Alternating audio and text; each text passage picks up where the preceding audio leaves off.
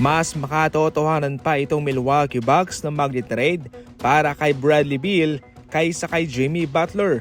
Yan mismo ang sinabi ni Mark Stein ng ESPN. Matagal na raw nagpapakita ng interes ang Milwaukee Bucks para kay Bradley Beal nung ito'y nasa Washington Wizards pa. Kahit na nga mayroong Damian Lillard itong Milwaukee Bucks mga idol, nangangailangan pa sila ng manlalarong tutulong sa kanila.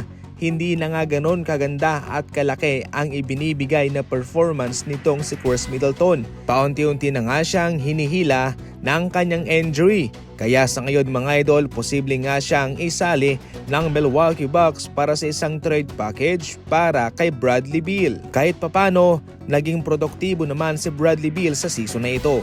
17 points, 3 rebounds, 3 assists, 48% sa field, and 38% sa 3-point line. Ngayon binabantayan ang sitwasyon ni Bradley Beal sa Suns kung saan ibinangkuna nga siya. As of now, yan ang ating latest sa Milwaukee Bucks at kay Bradley Beal. Tinitingnan naman sa ngayon ng NBA na kanilang i-move ang 3-point line. Kumbaga kanilang i-extend mga idol. Kabilang lamang yan sa isa sa mga maraming solusyon na kanilang tinitingnan para mapuksa ang paglobo ng attempt sa 3-point line. Isa na nga yung Boston Celtics mga idol na maraming attempts na ginagawa. Sa kanilang laban kontra Atlanta Hawks, ang Boston Celtics ay nag-attempt ng 52 3-pointer. Ngunit ang kanilang naipasok ay 15 lamang. Dahil dyan ay nawawala ng interest ang mga NBA fans na manood ng mga laban. Hindi naman po pwede mga idol na sabihin mo sa isang NBA team na dapat kaunti lang o dapat na limitahan. Wala kang magagawa dyan. Kaya sa ngayon, posibleng i-extend na lamang ng NBA ang 3-point line para mapuksa ang problemang ito. Para kahit papano ay maging balanse pa rin ang laro. Mayroong mid-range at mayroong umaatake sa loob. Mas mahihirapan na nga rin ang mga normal na mga shooter sa NBA dahil malayo na ang 3-point line. Para sa inyo mga idol, ano ang komento ninyo patungkol dyan? I-comment lang.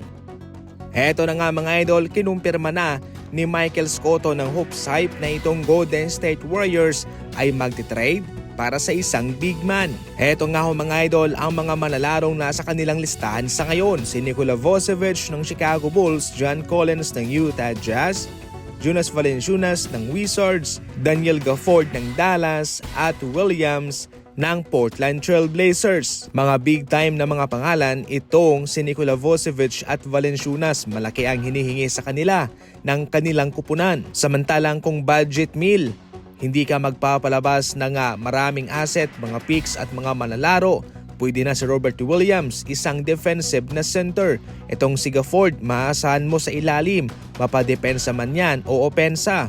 O pwede rin itong si John Collins. Kung gusto ng Golden State Warriors ng isang big man, maasahan sa rebounding at nakakatira from the 3-point line, si Nikola Vucevic na. Kung depensa naman, pwedeng Gafford o Robert Williams. Magandang balita to para sa mga fans ng Golden State Warriors dahil eto na nga, susubukan nilang kumuha ng isang big man. Yan ang pinaka-latest sa NBA. Maraming salamat po.